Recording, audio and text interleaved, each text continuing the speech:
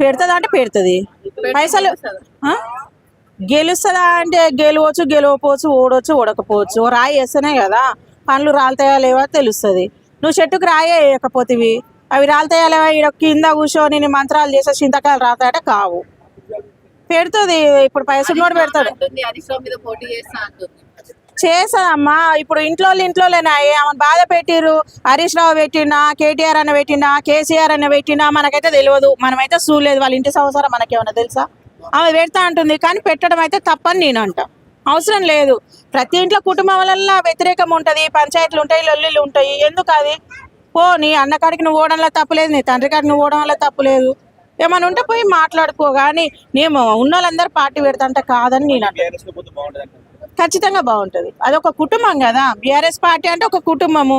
ఇప్పుడు ఒక కుటుంబము చెదిరిపోయింది అనుకో, మూడోనికి సంద అవుతుంది.